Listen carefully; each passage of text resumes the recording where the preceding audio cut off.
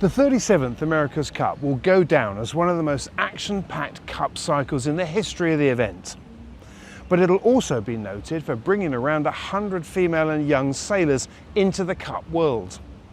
In more than 170 years, this has never happened before, at least not on this scale. On top of this, in preparation for the Women and Youth America's Cup events, this new generation of high-performance sailors demonstrated at some of the preliminary events and in training how they could compete head-to-head with the main teams and their more experienced sailors. It was an eye-opener for all. So when it came to the main event, the UniCredit Youth America's Cup and the Puig Women's America's Cups, these are among the standout moments. In both cases, the racing was close, intense, and at times extremely challenging, thanks to some punchy conditions. And while the battles to win the trophies were hard fought, the real winner was the sport that has seen a big step forward in two key areas: women and youth.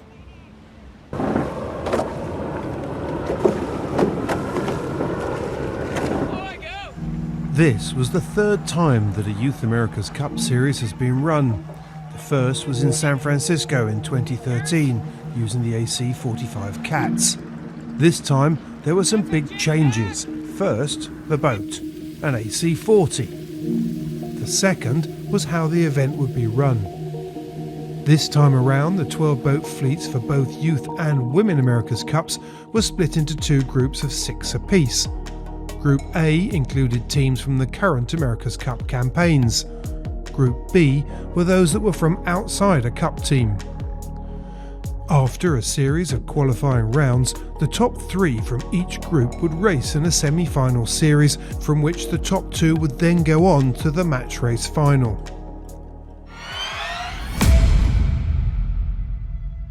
First up in the UniCredit Youth America's Cup was Group B, where the Swedish youth team dominated the qualifiers in this group, followed by the Spanish and the Australians. In Group A, the battle to be top dog was between Luna Rossa Prada Pirelli and the New York Yacht Club American Magic teams that spent plenty of time locking horns. Slipping into third when the cut was made was the British Athena Pathway team. Ahead of the Youth America's Cup, there'd been a great deal of talk about the young Italian sailor Marco Gridoni. His performance alongside his then co-helmsman Ruggero Tita in Jeddah at the preliminary regatta had been outstanding, after getting to the final against Emirates Team New Zealand and almost beating them to the trophy. Now at the youth event, all eyes were on him and his new helmsman Gianluigi Ugolini. And while they didn't have it all their own way, it was clear that they were the benchmark team. Meanwhile, the American team fought hard to beat the British by just 1 point to make it into the final to face the Italians. And while helmsman Harry Melgiz and Kyle Navin and their crew put up a good fight, in the end victory went to the favourites as Luna Rossa Prada Pirelli won the UniCredit Youth America's Cup.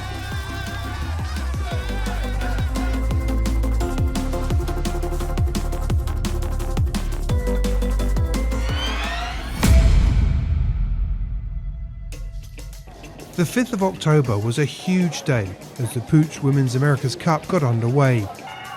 Never before in the 173-year history of the Cup had there been an event aimed solely at women, and this was it, and its significance wasn't lost on anybody.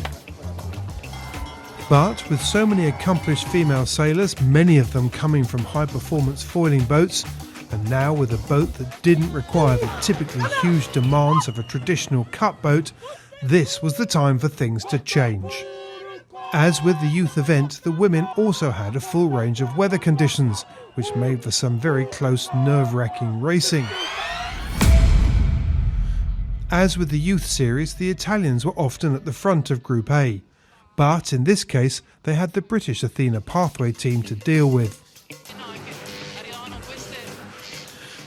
Skippered by three-time Olympic medalist Hannah Mills, with her long-standing Olympic crew Saskia Clark also on board, this was a confident and sure-footed team from the off. So, after 6 qualification races, it was little surprise to see these two head into the semi-final, along with Emirates Team New Zealand.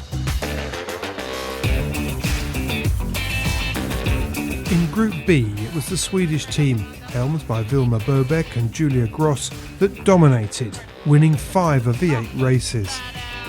Behind them, it was Yayo Team Dutch Sail and the Spanish sail team Barcelona that went forward to the semi-finals.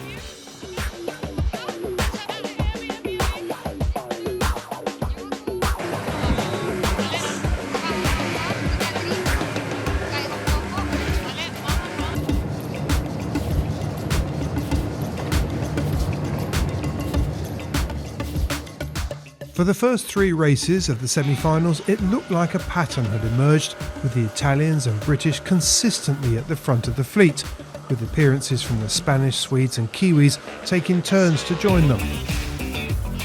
And while there was potential for a shake-up in the 4th and final race of this round, when 4 of the 6 boats were over the line at the start, including the British and the Italians, in the end it was these two that made it through to the match race final.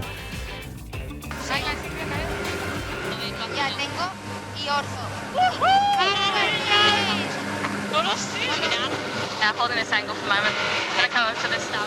Nice work, guys. Holy that was stressful.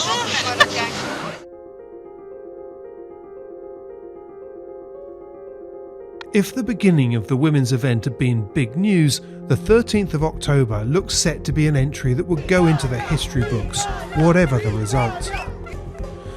Because while this was the first day of the 37th America's Cup match, where Ineos Britannia would face the defenders Emirates Team New Zealand, it was also the final of the Puig Women's America's Cup. And this was no add-on either. In an ambitious move, the organisers had placed the final slap bang between the 2 opening cup races, which meant that all eyes were on this special race.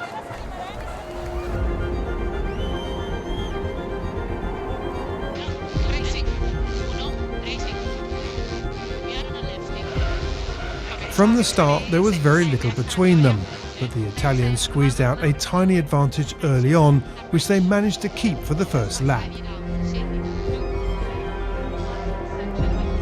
And despite a risky-looking split between the 2 teams, at the end of the second and final lap, Luna Rossa Prada Pirelli remained solid and held their lead to the finish to win the first ever Women's America's Cup by just 8 seconds.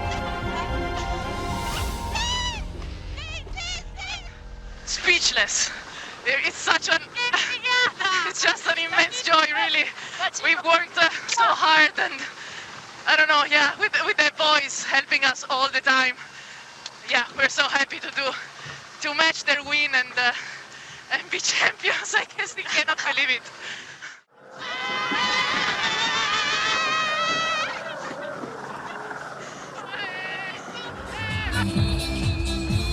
This was such a deserved win. Luna Rossa Prada Pirelli were the standout team throughout this event, and their celebrations are well deserved. But this event was about much more than winning, and the fascinating thing is that all the teams knew it. They kept saying it all the way through. This is the future for the America's Cup. At least that's what a lot of people are hoping.